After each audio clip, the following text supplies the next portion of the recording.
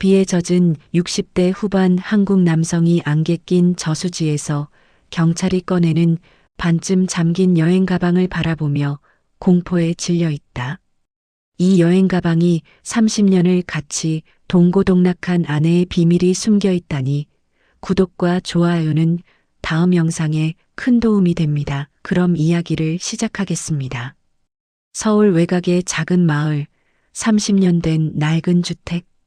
저녁 해가 서산으로 기울어가는 시간, 박준호와 아내 윤정이는 평소와 다름없이 저녁 식탁에 마주 앉아 있다. 오래된 나무 식탁 위에는 김이 모락모락 피어오르는 따뜻한 된장찌개와 손수 담근 김치, 그리고 정이가 정성스럽게 구워낸 생선 한 마리가 소박하게 차려져 있다. 준호의 거친 손이 밥그릇을 잡는 모습에서는 평생 성실하게 살아온 한 남자의 묵묵함이 느껴진다. 손등에는 세월의 흔적인 검버섯이 군데군데 있고 손가락마다 굵어진 마디마디가 그동안의 고단했던 삶을 말해준다. 정의의 주름진 손이 정성스럽게 반찬을 집어주는 모습은 자연스럽고 평화롭기만 하다. 후, 준호가 뜨거운 국물을 한 숟가락 떠먹으며 작은 한숨을 내쉰다. 하루 종일 동네 어른들과 장기를 두며 보낸 오후의 피로가 몰려온다. 여보, 벌써 우리가 결혼한 지 30년이네. 그 긴 세월 동안 정말 내 곁에 있어줘서 고마워. 나 같은 사람하고 살기 힘들었을 텐데. 정희는 잠시 젓가락을 멈추고 창밖 멀리 보이는 저수지 방향을 바라본다.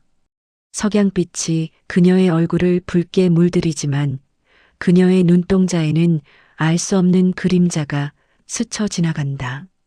마치 30년 전 어떤 기억이 갑자기 떠오른 것처럼. 그러게, 참 길고 긴 세월이었지. 하지만 아직도 당신에게 못다한 말들이 많아. 언젠가는 꼭 해야 할 이야기들이. 무슨 말이야? 우리가 30년을 함께 살았는데 무슨 비밀이 있겠어? 이제 와서. 정희는 쓸쓸한 미소를 지으며 고개를 천천히 돌린다. 그녀의 눈가에는 준호가 알아차리지 못한 작은 눈물이 맺혀 있었다. 평생을 함께 살아온 부부이지만 때로는 서로가 낯선 존재로 느껴질 때가 있다. 준호는 아내의 이상한 표정과 말투를 놓치지 않지만 오랜 부부 생활의 여유로 대수롭지 않게 넘어간다. 뭐 특별한 일이야 있겠어. 그냥 나이 들어서 감상적이 된 건 아닐까? 하지만 정희의 마음속 깊은 곳에서는 30년 동안 단 한 번도 입 밖으로 꺼내지 못한 거대한 비밀이 꿈틀거리고 있었다. 매일 밤 꿈에 나타나는 어린 얼굴, 생각만 해도 가슴이 미어지는 그 이름 마이너스 진우. 저녁이 깊어가고 벌레 소리만이 조용한 마을의 정적을 깨뜨린다. 두 사람은 평소와 다름없는 일상을 마무리하지만 그 평온함 뒤에는 곧 드러날 거대한 비밀의 그림자가 서서히 다가오고 있었다. 며칠 후 이른 아침, 아직 안개가 걷히지 않은 마을 어귀의 저수지 근처가 술렁거리기 시작한다. 평소 새벽 오시면 어김없이 낚시를 나오는 김봉수 할아버지가 물가에서 뭔가를 발견하고 큰 소리로 사람들을 부르고 있다. 이것 좀 보소. 이상한 게 물에서 떠올랐구만. 김할아버지가 낚시 중 우연히 물속에서 건져 올린 것은 검은색 낡은 여행 가방이었다. 가방 표면은 오랜 세월 물속에 있었던 탓에 곰팡이로 얼룩져 있고 가죽 손잡이 부분은 거의 썩어 문드러져 있었다. 이게 얼마나 오래된 건가. 30년은 좋게 됐을 것 같은데. 마을 사람들이 하나둘 모여들기 시작한다. 이런 작은 마을에서는 작은 일도 큰 화제거리가 된다. 더욱이 저수지에서 이상한 물건이 발견됐다는 소식은 금세 마을 전체로 퍼져나간다. 곧 경찰이 출동한다. 젊은 경찰관이 고무장갑을 끼고 조심스럽게 가방을 열어본다.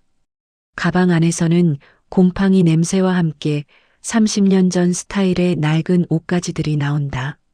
아이 옷으로 보이는 작은 셔츠와 바지, 그리고 너덜너덜해진 서류 조각들, 물에 젖어 글씨가 번진 사진 몇 장 가리고 흐릿하게 보이는 신분증 파편까지.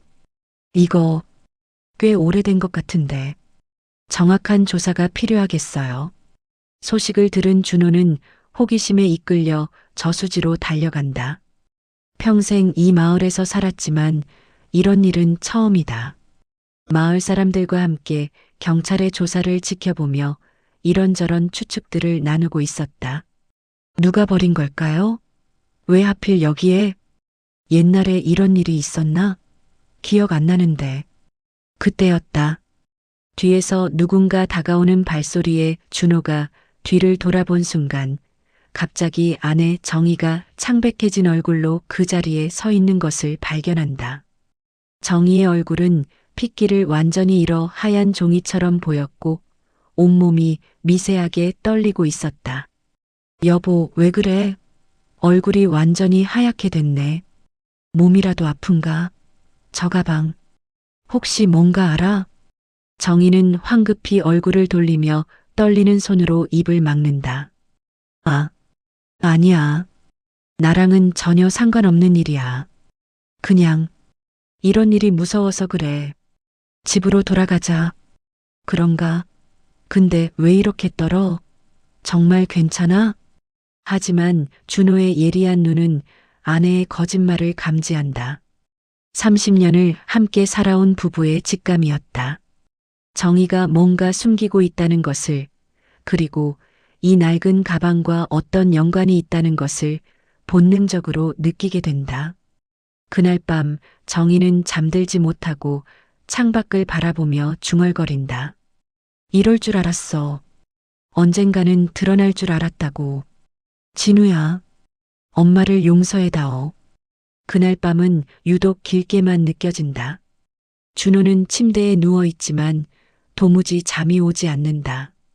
낮에 본 아내의 창백한 얼굴과 떨리는 손, 그리고 뭔가를 필사적으로 숨기려는 듯한 표정이 계속 머릿속을 맴돈다. 왜 저렇게 놀랐을까? 분명 뭔가 알고 있는 게 틀림없어. 시계를 보니 새벽 2시. 옆에서 자고 있는 아내의 고른 숨소리를 확인한 후 준호는 조심스럽게 침대에서 일어난다. 발소리를 죽이며 거실 한쪽에 있는 작은 서재로 향한다. 서재 한쪽 벽에는 오래된 원목 서랍장이 있다. 위쪽 2개 서랍은 준호가 쓰는 것이고 아래쪽 2개 서랍은 정희의 개인 물건들이 들어있다. 30년 결혼 생활 동안 한 번도 건드린 적이 없는 아내만의 공간이다. 손이 떨린다.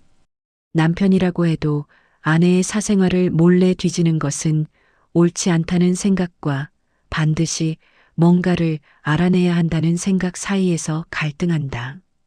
미안해, 여보. 하지만 알아야겠어. 조심스럽게 서랍을 연다. 첫 번째 서랍에는 오래된 화장품과 액세서리들이 정리되어 있다. 두 번째 서랍을 열자. 그때 노란 봉투에 담긴 편지 묶음이 눈에 들어온다. 편지지는 오래되어 누렇게 변색되어 있고 바랜 볼펜으로 쓰인 글씨들이 보인다. 진우에게 사랑하는 진우야, 엄마가 미안해라는 문구들이 각각 다른 편지에 반복되어 적혀 있었다. 진우? 이게 뭐지? 내가 모르는 이름인데 도대체 누구를 말하는 거야? 손이 떨리며 첫 번째 편지를 펼쳐본다. 정희의 손글씨로 이렇게 적혀 있었다. 진우야, 엄마가 너를 떠나보낸 지 벌써 3년이 되었구나. 아직 어린 내가 이해하기엔 너무 어려운 일이었겠지만 엄마는 정말 어쩔 수 없었단다. 더 좋은 환경에서 행복하게 자라기를 바라는 마음뿐이었어. 다음 편지에는 진우야, 엄마가 너를 다른 집에 보내야 했던 이유는 너를 사랑하지 않아서가 아니란다. 오히려 너무 사랑해서였어. 혼자서는 내게 좋은 아빠도 따뜻한 집도 해줄 수 없었거든. 또 다른 편지에는 언젠가 다시 만날 수 있기를 매일 기도하고 있어. 그때가 되면 엄마가 왜 그런 선택을 할 수밖에 없었는지 이해해 주겠니? 엄마는 매일 밤 너를 그리며 울고 있단다. 준호의 머리가 하얘진다. 30년 동안 함께 살아온 아내에게 자신이 모르는 아들이 있었다는 사실이 믿어지지 않는다. 다음 날 아침 준호는 더 이상 참을 수 없어 정희를 똑바로 바라보며 추궁한다. 정희야, 진우가 누구야? 30년 동안 나에게서 숨긴 게 뭔지 이제 다 말해줘. 더는 속일 생각 마. 정희의 얼굴이 순식간에 핏기를 잃는다.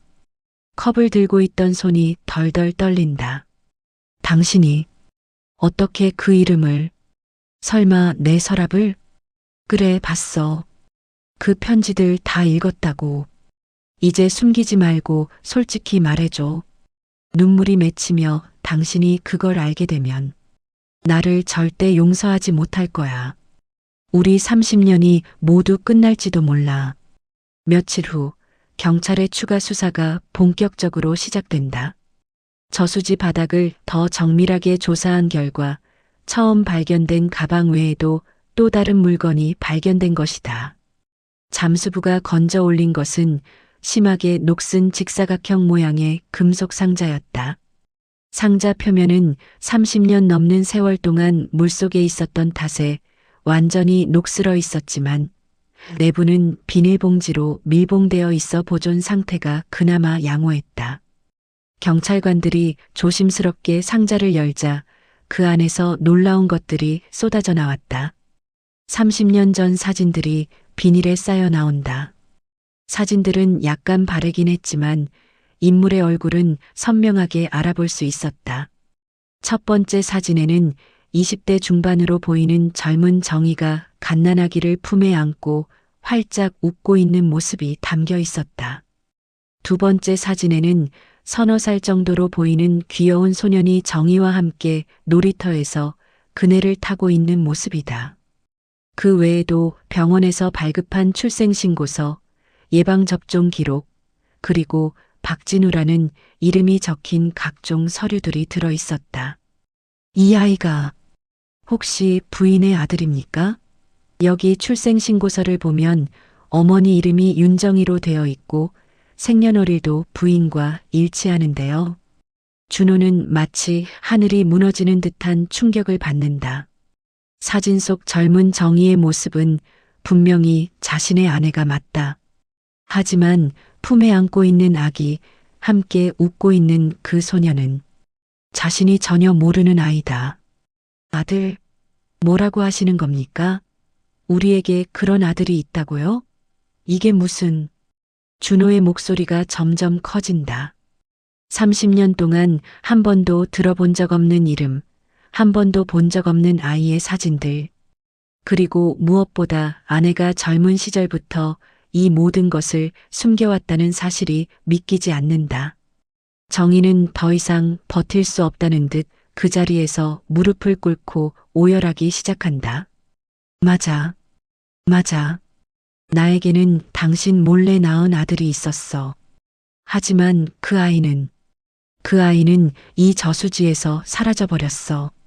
사라졌다고? 무슨 소리야 그게. 당신을 만나기 전에 다른 사람과의 사이에서 낳은 아이였어.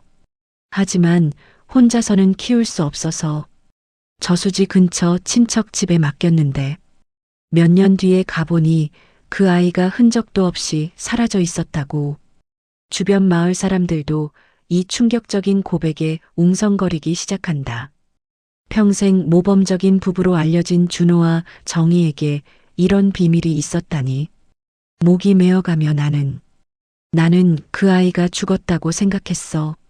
그래서 이 물건들을 저수지에 그 아이를 기리는 마음으로 30년 동안 이런 큰일을 나 혼자 모르고 살았다는 거야? 그 순간 정희는 준호의 발밑에 엎드려 울부짖는다. 용서해줘. 정말 용서해줘. 나도 매일이 지옥 같았어. 하지만 말할 수가 없었어. 그날 밤 집으로 돌아온 두 사람 사이에는 깊은 침묵이 흐른다. 정희는 부엌 한 구석에 쪼그리고 앉아 끝없이 눈물을 흘리고 준호는 거실 소파에 털썩 주저앉아 머리를 감싸 안고 있다. 오랜 침묵 끝에 정희가 떨리는 목소리로 이야기를 시작한다. 준호야, 나는 당신을 만나기 전 정말 힘든 시절을 보냈어. 20살에 부모님이 연이어 돌아가시고 완전히 혼자가 되었지.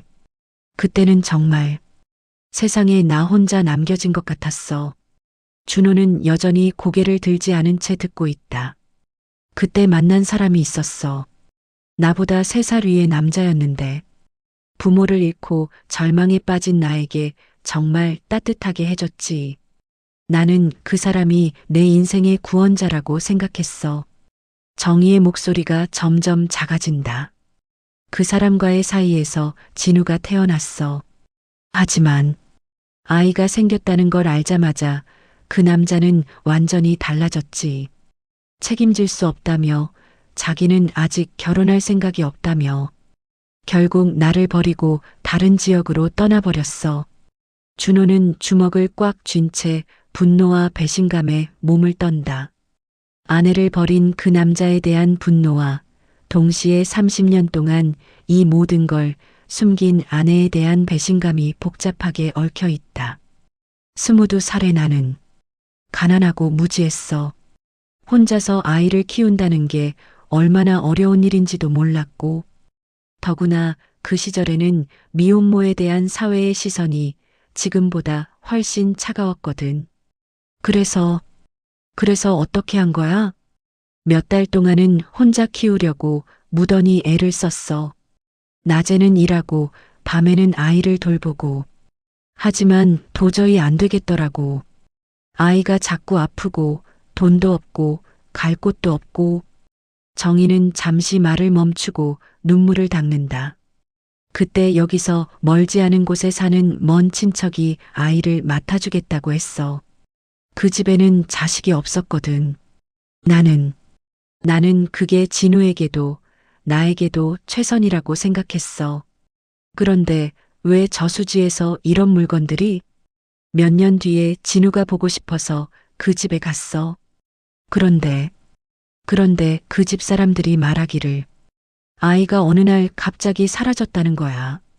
밤에 자다가 없어졌는데 아무리 찾아도 찾을 수 없었다고. 그래서 나는 그 아이가 저수지에서 사고를 당했다고 생각했어. 그래서 진우의 물건들을 이곳에 그 아이를 기리는 마음으로 묻어둔 거였어. 그런 일이 있었다면 왜 나에게 말하지 않았어? 우리가 결혼할 때라도 아니면 그 후에라도. 어떻게 말해? 나에게 다른 남자와의 아이가 있었다고? 그것도 행방불명된 아이가 있다고?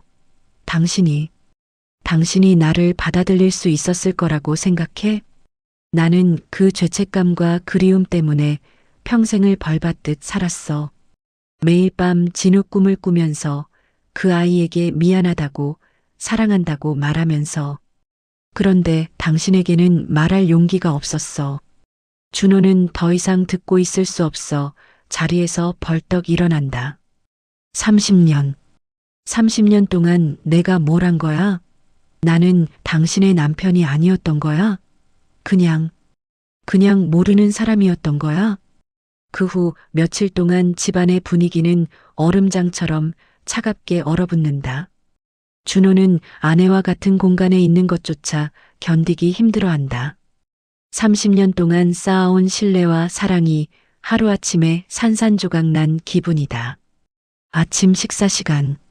평소라면 정희가 정성스럽게 차려주는 식사를 함께 나누며 소소한 일상을 나누던 시간이지만 이제는 서로를 바라보는 것조차 어색하다. 30년 동안 내 곁에서 이런 거대한 비밀을 숨기고 살았다는 게 믿어지지 않아. 나는 당신을 완전히 믿었는데, 당신이 내 인생의 전부였다고 생각했는데, 고개를 푹 숙인 채 용서해줘. 정말 용서해줘. 나도 매일 밤 그 아이를 그리워하며 살았어. 그 고통으로, 그 죄책감으로 하루하루를 버텨왔어. 하지만 당신을 잃을까봐, 나를 잃을까봐? 그럼 나는 뭐야? 30년 동안 가짜 결혼 생활을 한 거야? 당신의 진짜 마음은 어디에 있었던 거지? 정희는 눈물을 흘리며 대답할 말을 찾지 못한다. 그녀도 준호의 마음을 이해한다.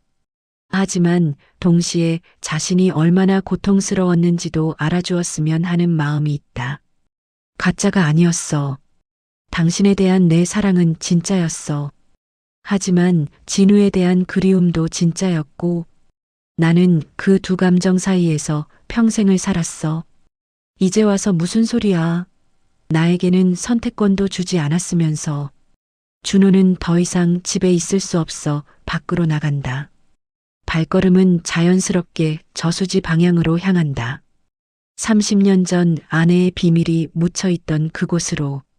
저수지 가에 서서 어두운 물결을 바라보며 준호는 생각에 잠긴다. 자신이 알고 있던 아내는 과연 누구였을까? 30년의 결혼 생활이 모두 거짓이었을까? 아니면 그 속에서도 진실한 순간들이 있었을까? 진우, 그 아이는 지금 어디서 뭘 하고 있을까? 정말 죽은 걸까? 아니면 한편 집에 남겨진 정희는 빈 거실에 혼자 앉아 오래된 사진첩을 들여다보고 있다. 준호와 함께 찍은 30년간의 사진들. 신혼여행 사진, 명절 때 찍은 가족 사진, 평범한 일상의 순간들. 이 모든 것들이 이제는 의미가 없어진 것일까? 내가 너무 잘못했나? 하지만 그때는 정말 어쩔 수 없었는데. 밤이 깊어가지만 두 사람 모두 잠들 수 없다. 30년 부부가 처음으로 맞닥뜨린 위기였다. 몇 주가 지나고 경찰 수사가 더욱 구체적으로 진행되면서 놀라운 소식이 전해진다. 수사관들이 30년 전 기록들을 뒤져본 결과 당시 실종 신고가 접수되었던 박진우라는 아이에 대한 추가 정보를 찾아낸 것이다. 경찰서에서 연락이 온다. 준호와 정희에게 중요한 이야기가 있으니 경찰서로 와달라는 것이었다. 두 사람은 며칠 만에 처음으로 함께 외출을 한다. 서로 말 한마디 없이 무거운 분위기 속에서 다행스러운 소식을 전해드리게 되었습니다. 사라졌다고 믿으셨던 아드님 박진우 씨가 실제로는 살아계십니다. 정희가 의자에서 일어나며 경악한다. 네, 뭐라고요? 살아있다고요? 예, 당시 실종 신고 후 수사 과정에서 아이가 서울의 한 고아원으로 이송되었던 것으로 확인되었습니다. 그 후 좋은 가정에 입양되어 건강하게 성장했습니다. 준호도 믿을 수 없다는 표정이다. 현재 45세이고 회사원으로 일하고 계시며 가족을 이루어 잘 살고 계십니다. 다만 아드님 쪽에서는 친생 부모에 대한 정보를 원하지 않는다고 하셨다가 최근에 마음을 바꾸셨다고 합니다. 정말 살아있단 말이에요? 우리 진우가? 정희는 그 자리에서 주저앉으며 하염없이 운다. 30년 동안 죽었다고 믿었던 아들이 살아있다는 소식. 그것도 건강하게 가정을 이루고 잘 살고 있다는 이야기. 아드님께서 부모님과 만나보고 싶다고 하셨습니다. 물론 강제할 수는 없는 일이지만 준호는 복잡한 감정에 휩싸인다. 기쁨과 안도감, 그리고 동시에 아직 해결되지 않은 아내에 대한 섭섭함이 뒤섞여 있다. 하지만 무엇보다 한 생명이 무사하다는 것에 대한 안도감이 크다. 진우야, 살아만 있다면 엄마는 그걸로 충분해. 정말 충분해. 그 아이가 우리를 만나고 싶어 한다고요? 네, 다만 시간을 두고 천천히 진행하는 것이 좋겠다고 생각합니다. 서로에게 큰 충격일 수 있으니까요. 집으로 돌아오는 길, 두 사람 사이에는 여전히 어색함이 있지만 이전과는 다른 분위기다. 생명에 대한 안도감과 희망이 조금씩 스며들고 있다. 준호야, 미안해. 정말 미안해. 하지만 우리 아들이 살아있어. 건강하게 자라서 가정도 이루고. 아직은 받아들이기 어려워. 하지만 그 아이가 무사하다니. 그건 정말 다행이야. 그날 밤 정희는 오랜만에 마음 편히 잠들 수 있었다. 30년 동안 가슴을 짓눌렀던 죄책감의 무게가 조금씩 덜어지는 기분이었다. 몇 달의 조심스러운 연락과 준비 과정을 거쳐 마침내 그날이 왔다. 준호와 정희는 서울 시내의 한 조용한 카페에서 성인이 된 아들 진우를 만나기로 한 것이다. 카페에 먼저 도착한 부부는 긴장한 채로 기다린다. 정희는 손을 떨며 계속 시계를 본다. 준호도 마찬가지로 불안해한다. 자신에게는 전혀 낯선 사람이지만 아내에게는 평생 그리워했던 아들을 만나게 되는 순간이다. 문이 열리고 중년 남성 하나가 들어온다. 키가 크고 단정한 정장을 입은 모습에서 성실함이 느껴진다. 그의 얼굴에는 어린 시절 정희와 함께 찍었던 사진 속 그 아이의 모습이 남아있다. 어머니, 맞으시죠? 정희는 그 목소리를 듣는 순간 눈물이 쏟아진다. 30년 만에 듣는 아들의 목소리. 진우야, 정말 진우야? 엄마가 너무 보고 싶었어. 처음 만남은 어색하고 차갑기만 하다. 진우는 정희를 바라보며 복잡한 감정을 감추지 못한다. 저를 왜 버리셨나요? 30년 동안 단 한 번도 찾지 않으셨나요? 버린 게 아니야. 엄마가 너무 어리고 무능해서 너에게 더 나은 환경을 주고 싶었어. 혼자서는 너를 제대로 키울 자신이 없었거든. 그럼 지금의 아버지는 제 친아버지가 아니신 거군요. 준호가 어색하게 답한다. 나는 내 어머니와 결혼한 후에야 내 존재를 알게 되었다. 미안하다. 진작 알았다면. 긴 침묵이 흐른다. 세 사람 모두 어떤 말을 해야 할지 모르겠다. 저는 좋은 부모님 밑에서 행복하게 자랐습니다. 대학도 보내주시고 결혼도 시켜주시고 부족함 없이 살았어요. 그래, 그렇게라도 행복했다니 다행이야. 엄마는 매일 내가 어디서 무엇을 하며 사는지 궁금했어. 하지만 항상 뭔가 빈 곳이 있었어요. 내가 어디서 왔는지, 진짜 부모는 누구인지 그런 궁금증이 있었습니다. 시간이 지나면서 대화가 조금씩 자연스러워진다. 진우는 자신의 가족 이야기를 들려주고 정희는 30년간 그를 그리워했던 마음을 조금씩 표현한다. 어머니가 저를 사랑해서 보내주신 거라는 걸 이제는 이해합니다. 제가 아이를 키워보니 부모의 마음이 어떤 건지 알겠어요. 정말 고마워. 그렇게 말해줘서. 늦었지만 이제라도 가족이 되고 싶다. 우리 세 식구 이제부터라도 진짜 가족으로 살아보자. 저도 그렇게 하고 싶습니다. 비록 30년이 늦었지만요. 세 사람은 서로를 바라보며 조심스럽게 웃는다. 30년의 아픔과 그리움, 오해와 서운함을 모두 이해하고 용서하는 순간이다. 카페를 나서며 정희는 진우의 팔을 조심스럽게 잡는다. 진우야, 이제 자주 볼 수 있을까?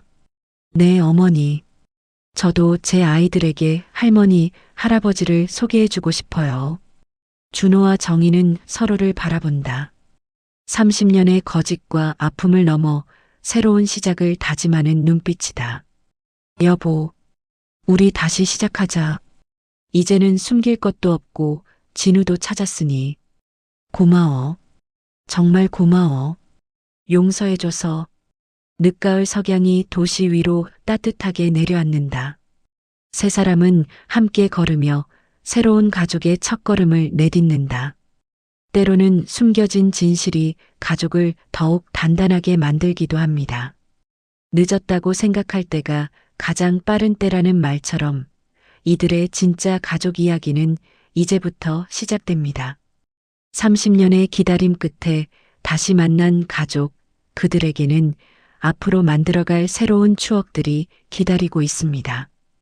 끝까지 들어주셔서 감사합니다. 구독과 좋아요, 댓글로 여러분의 사연을 기다리겠습니다. 다음 영상은 여러분의 글이 주인공이 되길 바랍니다.